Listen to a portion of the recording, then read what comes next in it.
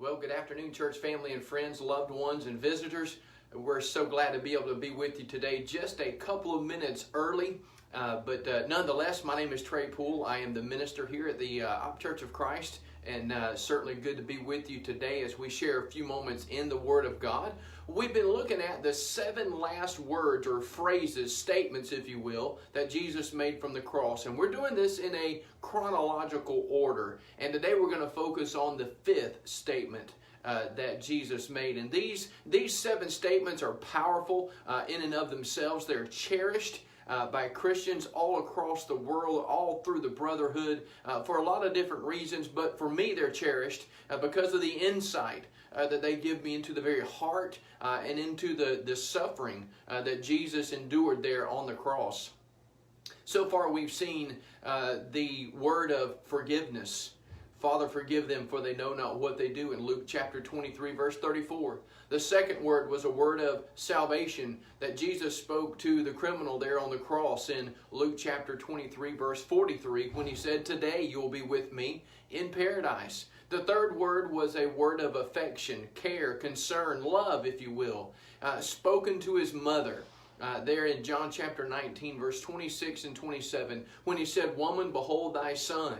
And then to that disciple whom he loved, Jesus said, "Behold thy mother." That fourth word from the cross was a word of despair, utter and complete despair, as Jesus cried out, my God, why hast thou forsaken me?" Recorded in Matthew 27 and verse 46. Well, that brings us, my friends, to this 5th statement.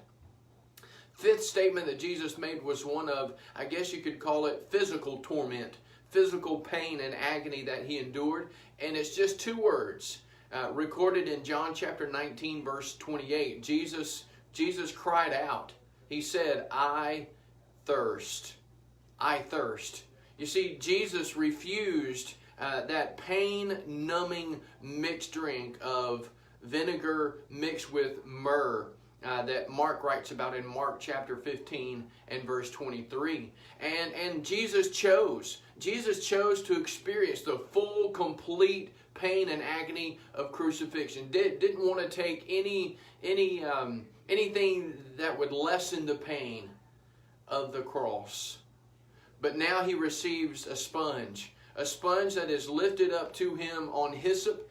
This sponge contains vinegar, sour wine. It would have been used for lips that are parched and for a very dry throat, so that he could utter a great cry, the cry that we're going to look at, Lord willing, tomorrow. But maybe you can identify with Jesus when he said, "I thirst." I'm sure we've all been thirsty. Maybe you were going without food or water, drink of any kind, after midnight because you had blood work to happen the next day. Maybe you've been very sick and in the hospital. You've been dehydrated, and that causes some physical torment, some major thirst. Maybe even you've been working hard, or you've been exercising out in the heat, out in the sun. You've been working, and you just get extremely thirsty. We understand the discomfort, and when it gets to a certain level, the torment and the pain that being thirsty can cause. I was thinking about how Jesus, his first temptation, recorded in Matthew chapter 4, dealt with being hungry. Jesus had fasted for 40 days, 40 nights, no food. And they say that you can go about 40 days without food, but only about 3 days without water.